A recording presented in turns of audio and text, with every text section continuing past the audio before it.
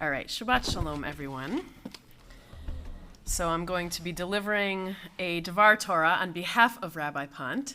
So this is mostly his words with a few of my own words inserted as well. So we're going to talk about COVID vaccines for kids.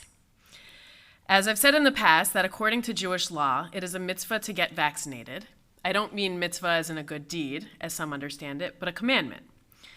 We are obligated to maintain our health and to protect others. Vaccines do both with very little risk.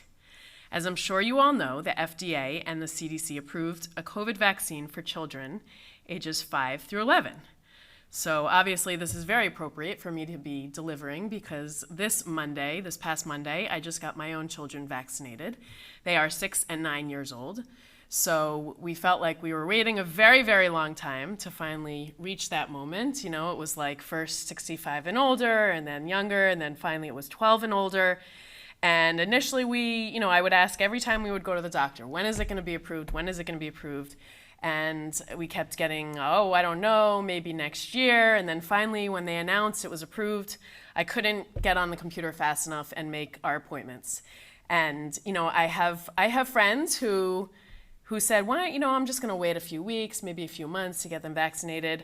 And I personally am, I was first in line. I couldn't make the appointment fast enough. And there was just something very, very cathartic about, just that one little poke.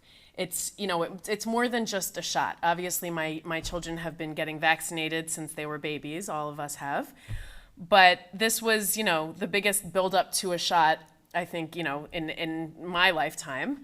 And obviously, we're only halfway there. They have to get another shot in a few weeks. Just FYI, for children that age, it's 3 weeks apart, not 4 weeks apart. And it is only a third of the dosage. So they were not really affected. We didn't say ahead of time, you're going to have a sore arm, you might be dizzy, you might get a fever, nothing. We didn't tell them anything.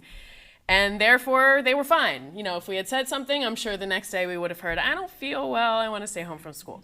But they were fine, except for yesterday when we found some hives on my son. But he's okay. In the end, he's okay. He just has sensitive skin, and we found out it was a slight reaction, but he is fine. But anyway, my point is it was a real weight off our shoulders, and we will feel even better in a month from now when they have their second shot, and then the 2-week waiting period of when they're officially healthy and vaccinated. And so Rabbi Pont goes on to talk about one of his colleagues, Rabbi Lisa Gelber, and her 11-year-old daughter Zahara, who composed what in Hebrew is called a kavanah, or a meditation, in recognition of this amazing moment.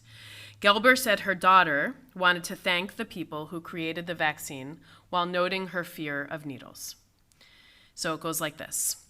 Holy One of life and love, wrap me in a warm embrace as I prepare to receive my COVID-19 vaccine. I give thanks to the doctors and scientists who are creators like you, for the wise people who approved the vaccine, and for everyone who made sure this was available to kids. Today, I am scared. I do not like needles. In my heart, I know this vaccine is good for me. It will keep me safe and help others too. Help me feel your sukkah of shalom as the nurse works with you to keep me safe. Right now, I am grateful for your power of blessing, which makes me stronger by taking my mind off any pain. Thank you, God, for listening to our prayers. Baruch atah Adonai, rofei kol amo Yisrael v'al kol b'nei Adam. Blessing to you, the heart and healer of all humanity. So if you are a parent of children of my age, of my children's age, and you are going to get your children vaccinated, I hope that this meditation helps to calm you and your kids. Shabbat Shalom.